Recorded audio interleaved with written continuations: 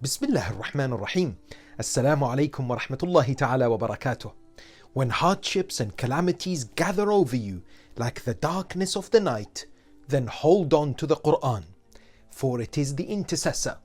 Whomsoever takes the Quran as their leader will be guided to paradise, and whoever leaves it behind will be led to hellfire. These are reported words of the Holy Messenger Muhammad al-Mustafa sallallahu alayhi wa sallam on the excellence and the merits of God's majestic book, the Holy Quran. Whilst many are engaged with the Quran frequently during the month of Ramadan, the real challenge for all of us is connecting with it outside the month. You see, in Surah Al-Isra, ayah number 72, the Almighty subhanahu wa ta'ala states, وَنُنَزِّلُ مِنَ الْقُرْآنِ مَا هُوَ شِفَاءٌ وَرَحْمَةٌ لِلْمُؤْمِنِينَ. We send down in the Quran that which is a cure and mercy for the faithful. Now, when we add this to the narration of the Holy Prophet quoted earlier, we know also that the world continues to be gripped with a deadly pandemic as well as other calamities. Therefore, we must invest time and effort to establish a connection with God's holy book worthy of a true believer to attain relief from calamities, hardships and pandemics. As Muslims, we are constantly reminded of the need to keep the Quran close to us and not abandon it. The Holy Prophet is quoted in chapter 25 verse number 30 of the Quran itself saying, وقال الرسول يا ربي إن قوم اتخذوا هذا القرآن مهجورا. And the apostle will say, O my Lord, indeed my people have abandoned the Quran. Here are 8 practical tips for us all to rekindle the connection and the love with the Holy Quran. Number 1, have you been vaccinated? Imam Ali alayhi salam is narrated to have said, لقاح الإيمان تلاوة القرآن. The vaccination for faith is to recite the Quran. Yes, indeed, recitation of the Quran is key and should take place daily if possible. Narrations tell us it illuminates the heart as well as the house. It protects against hardship and punishment, increases rizq, sustenance, and brings about well-being amongst many other benefits in this world before the hereafter.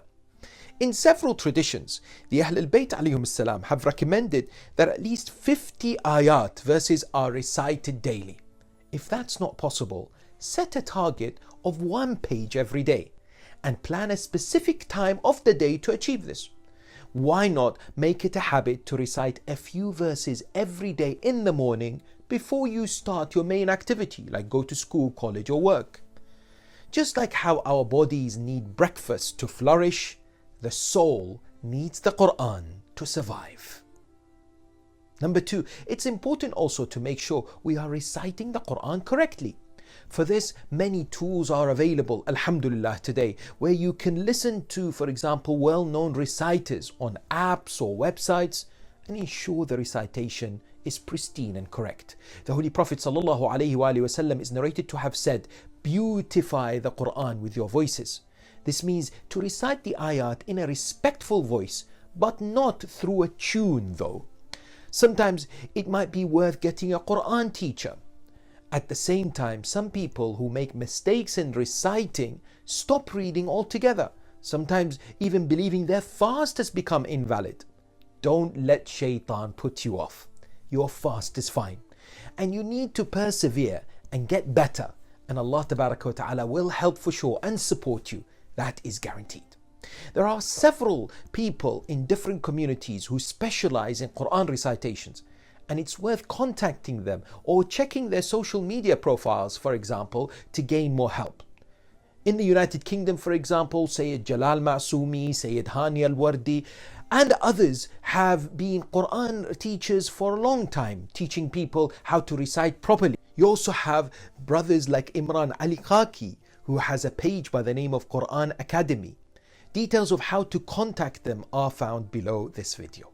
Number 3, there should be a quest to understand the Arabic of the Holy Quran bit by bit, as recitation should be made in Arabic at first, then perhaps in any other language that you prefer. For the Quranic Arabic, there are courses that you can enroll. And for example, you try to learn a few words weekly, keeping them in mind when you recite the Quran. A few places offer Quranic Arabic training online. But from what I know, for example, Sister Nazmina Danji has a very useful setup known as Arabic with a Q at the end, whereby you can join in the regular courses that she runs. Details are also found below.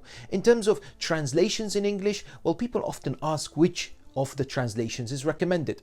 Perhaps amongst the best is the translation by Ali Qoli Qorai, who is a follower of the Ahl al-Bayt alayhim salam, based in Qom, found in al-Quran.info.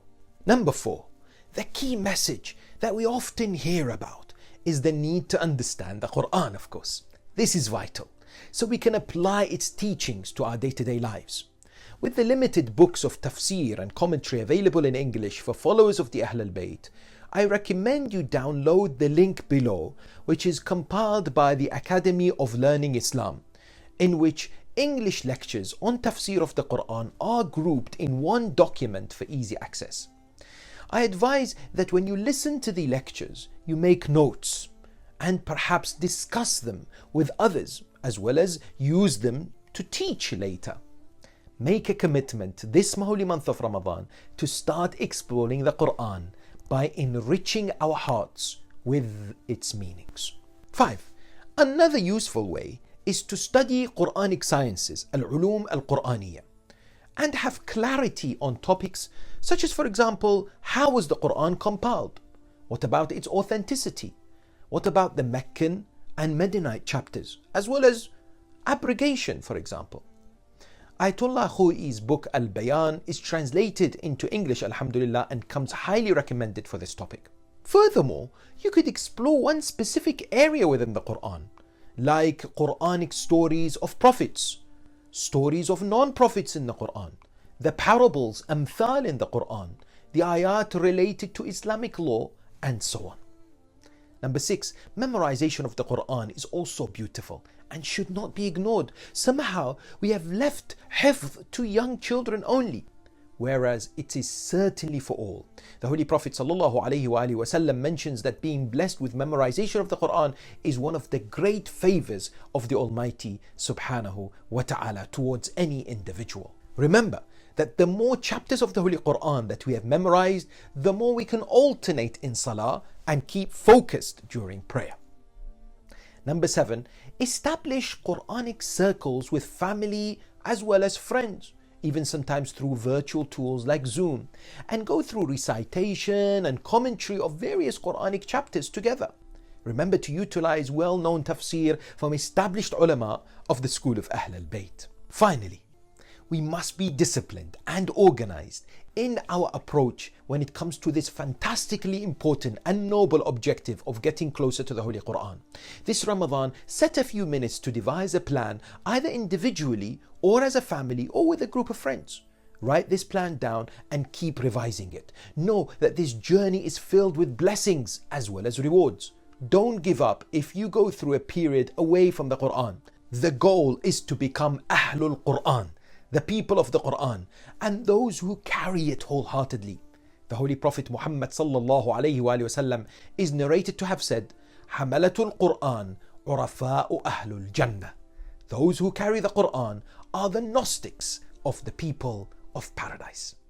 May Allah subhanahu wa ta'ala grant us all the tawfiq to keep His holy book close to us and to keep the passion and commitment to indeed take the Quran seriously, study it, learn it, memorize it and recite it post Ramadan.